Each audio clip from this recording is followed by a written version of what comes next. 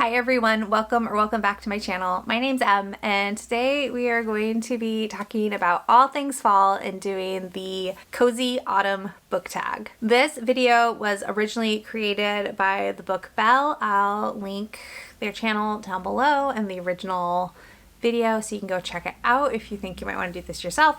This tag's been around for like 3 years or so, but I think this is the first time I've done it. I don't remember doing it last year, but I didn't actually double check to see if I did it or not last year. But it doesn't matter because we're going to do it this year, and I'm going to assume, even if I did do it, my answers will be different. Right? Right. All right, let's jump in. The first question is, what book always reminds you of fall?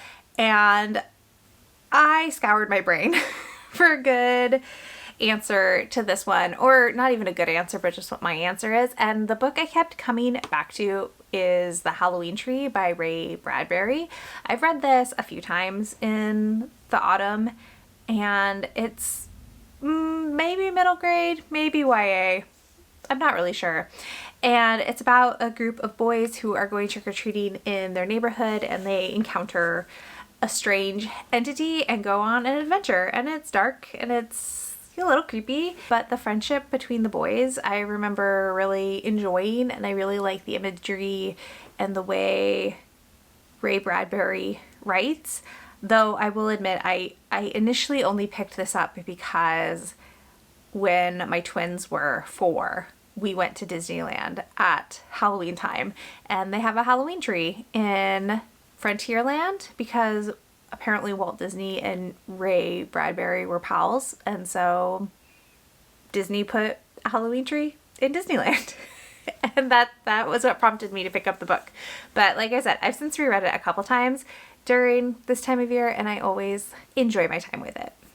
The next question is, what is your favorite autumnal book cover? And I don't remember if this is actually set in the fall, but the cover just screams fall to me, and it is The House Witch by Delmark, I think. But I just love this cover with the cat and the broom and the something cozy cooking over the fire and the teapot, and I just think the whole aesthetic just screams cozy autumn. And this is a cozy fantasy about a witch who goes to work at a palace, and I really enjoyed this book, and I do have the second one on my shelf and I haven't picked it up yet, so maybe this is the season for me to continue on with this series. But I think if, I don't know, you're looking for cozy fantasy with a little bit of romance and a very nice found family community building style plot, this is a good one, and it's I think pretty underrated. I don't see a ton of people talking about it, but I definitely think it's worth your time. It is a little on the long side. I remember that when I read it for the first time, I felt like it was a little long, but still an enjoyable read and pretty perfect for this time of year. The next question is, what is your favorite autumnal drink to read with? And I'm a basic bitch. 365 days a year, 7 days a week. I like iced coffee, and I put vanilla and oat milk in my iced coffee. And in the autumn, the way I mix it up is maybe I will put whipped cream on it. And that's like my indulgent, decadent, oh, it's a treat, as if I put whipped cream on it. I don't have whipped cream today, sadly. But I really like my routines. I really like my habits, and I don't like to differentiate from them too much. They're not really guided by the time of the year. I will drink iced coffee in the summer. I will drink it in the winter. It's an all year obsession. It's my favorite drink. So yeah, I'm not really a pumpkin spice girly. I mean, I am an apple cider person, but if I'm going to have a drink, I usually want it to have some sort of caffeine in it, because I am powered by caffeine, more or less. The next question is, do you prefer to read late at night or early in the morning? I think we all know I am an early morning reader. That is the the time of the day where I am most likely to have time to myself. The house is most likely to be quiet. I can get up, I can make my coffee, I can light a candle, I can turn on some sort of cozy background or ambiance room on YouTube, and I can just be in the peace and quiet without worrying about somebody getting out of bed or needing me for something or needing me to fix thing or coming out for one last cuddle or one last hug. Or it's the guaranteed quiet time in my house. So I am forever an early morning reader. I don't think I really stay up late anymore. I mean, I used to, in college, and then post-college, like before kids, I would stay up late reading like until like 1 a.m., maybe 2 a.m. if the book was really good, but I don't know that I could even stay up past 11 anymore. I think that skill has been beat out of me at this point. Next one is Halloween is coming. What is your favorite spooky read? I have a couple of options. I have a new favorite from this year, Bury Your Gaze by Chuck Tingle. This came out in July, and it is horror set in Hollywood. Misha, the main character, is a screenwriter and a director, and he has this he has this series, sci-fi series, that is coming up on its next season, and the fans have been long awaiting for these two characters to admit their feelings for each other and kiss in the final episode. And Misha is summoned to the executive head of the studio's office, and the head of the studio says, "Hey, your show's great. We love you. You're great. However, the algorithm says we would make more money if you killed off these two characters who, also happen to be gay." And Misha is like, "No, I'm not going to do it." And the executive basically gives Misha an ultimatum that Misha can either kill them off or have them suddenly turn straight and keep his contract, or he can refuse to and be found in violation of his contract, and they will fire him, and then somebody else will write the ending anyways. And so Misha leaves the office and then starts to see these weird people at different places, and comes to realize that he's seen characters that he wrote in other horror movies that he has written and or directed. And it is creepy. There is some very disgusting body horror in this. But I love Chuck Tingle's writing, and I really loved how this story was structured, and I loved all the characters. Misha's best friend in this is aromantic and asexual, and you just don't see that representation in books very often, and so that was great. She has a great monologue too about how underrepresented that identity is in popular media. So it was great. Good time. It's 5 stars, obviously. And then these two are more classic favorite spooky books for me. Ring Shout by P. Djeli Clark takes place in early 19th century America and follows a group of Black women who go around the South fighting monsters. This is also like an alternate American history where the KKK are literal monsters, and it's great. Great action, great adventure. The horror is really good.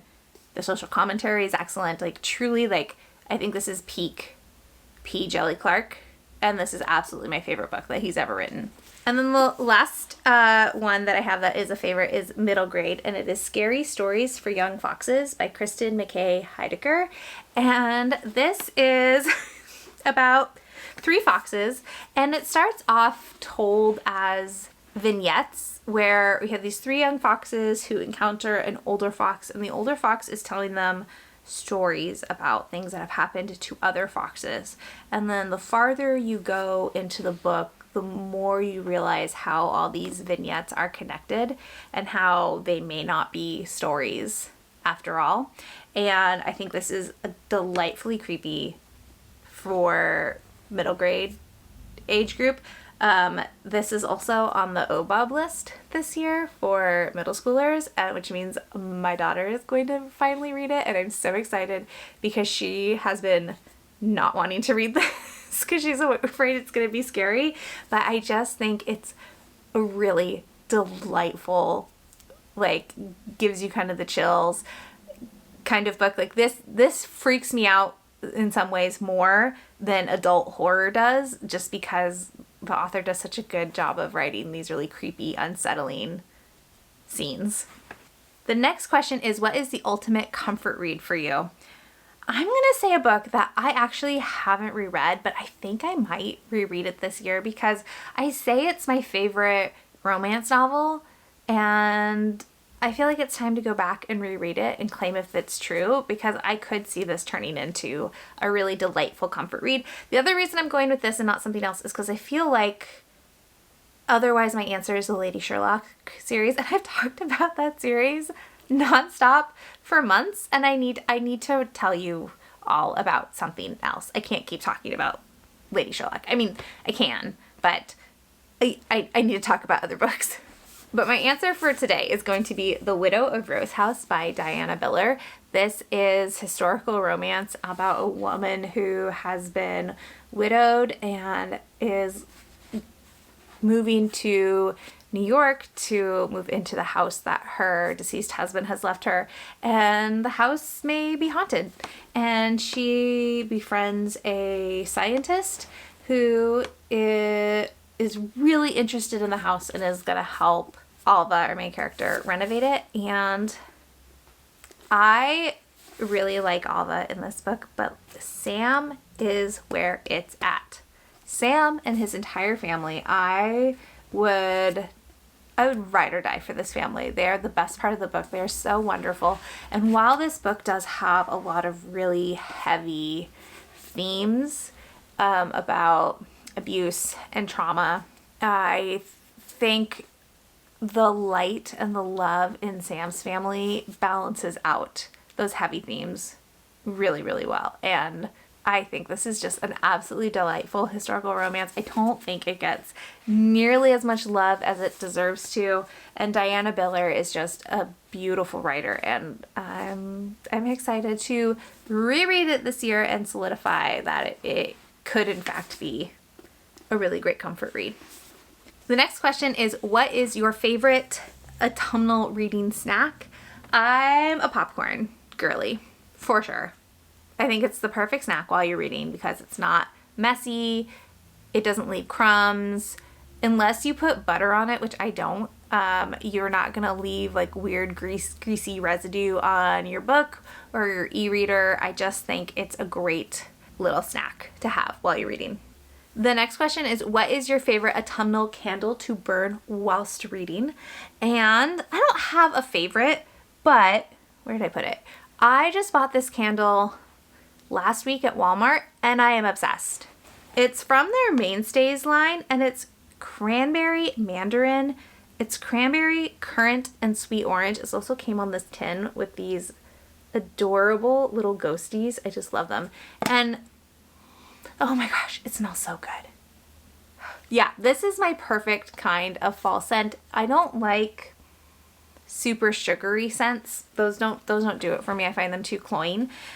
I like something brighter and a little bit crisper. So like something that is orange based, or I really like apple scents. Just something that's going to brighten up the room in some way. And I think this cranberry and orange, oh my gosh, it smells so good. So this is my current obsession. I'm probably going to go back and buy this one. They also had one that was an apple cider based scent that I'll get as well. And I mean, I bought it last week. I don't know if you can see how far I've burned it down already, but it's just been lit constantly. Next question is, when you are not reading, what is your favorite autumnal activity? I really love pumpkin patches. So much. And it's not pumpkin patch season. Pumpkin patches don't open in my area until October 1st, like that first weekend in October is when the pumpkin patches will be open. But I love going to pumpkin patches. I love looking at all the different pumpkins. I love all the different varieties. I love the weird ones that get all like warty and bumpy and are oblong shapes. And I love pumpkins. I love hay bales. I love the food that you can get at pumpkin patches, like apple cider donuts and getting apple cider. There's this one pumpkin patch that's by my parents' house that we don't go very often because it's kind of a pumpkin patch masquerading as an amusement park, or an amusement park masquerading as a pumpkin patch. I don't like the mega pumpkin patches where they have rides and it's like, I don't know, it like costs so much money. And I don't like those. But that particular pumpkin patch that is kind of like an amusement park, they do have apple slushies that are delicious. And I am going to figure out a way to make myself an apple slushie from home this year because they are delicious. And I really want one without having to shell out like $200 for an outing with my family. And the last question is, what is on your autumn reading list this year? Okay, I'm so excited. First off, I want to reread Small Spaces by Catherine Arden. I think this is also middle grade and it's spooky, and I read it a couple of years ago and I didn't have a good time reading it. And I think it's because I read it on audio and I just blitzed through it. I don't think I paid attention very well. And this is a series I would really like to read. Also because I can feel myself kind of moving away from picking up middle grade. And so I'd like to read this series before I'm fully done with middle grade, if that is in fact the direction that I'm going. So I'd like to reread this in the fall and then read the rest of the series in its corresponding season, because each book is set during a different season, but they're all spooky. I'm also would really like to pick up Friendo Lives. This is the sequel to Clown in a Cornfield, which I read last year on Halloween and I loved. I had so much fun with that book, and I'm really excited to keep going with the series because I thought it was such a good time. I also really want to read The Night Guest. This is a horror novella that just came out. It's translated from Swedish, I believe, and I've heard only great things. I'm really excited for it. It sounds absolutely terrifying, so I will not be reading it when I'm in the house by myself or at night, so that might make it harder to get done, but I am going to read it, and I'm really looking forward to it. And it's about a woman who wakes up and realizes that, according to her watch, she's walked 40,000 steps in one night but has no memory of it. So I'm really excited for that. I also would like to pick up The Har.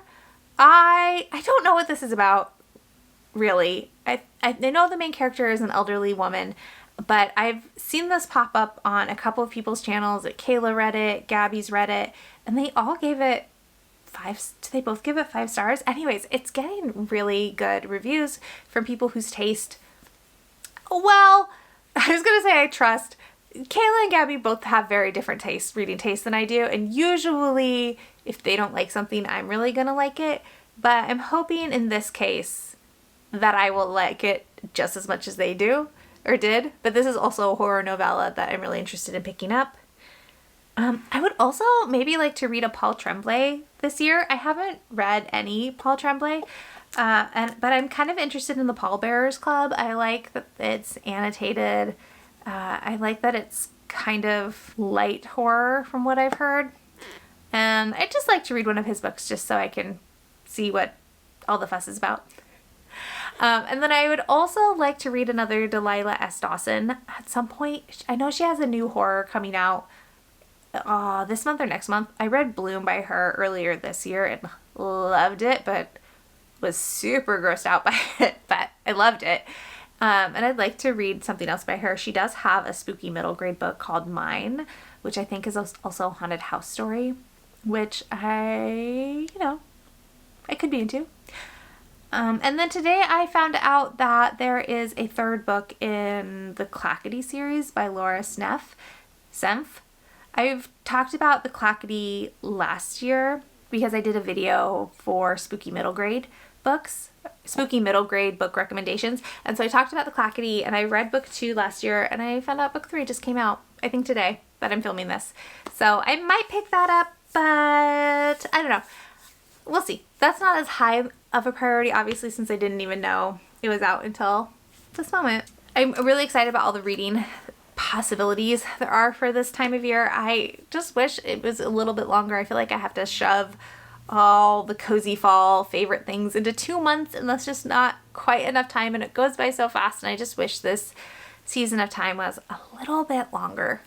Just a little bit, because I have so much fun with it, and then it's so short. But anyways, that brings us to the end of this video. Thank you so much for watching. I would love to hear what is on your TBR for spooky season, what you're really looking forward to. If you have a recommendation for a autumnal snack, so I can like branch out from popcorn, but it's gotta be a not messy snack, friends. That's the criteria. And if you want to leave an emoji to let me know you are here, let's do a pumpkin emoji, and like if you liked it, subscribe if you want to, and I'll talk to y'all in the next one. Bye!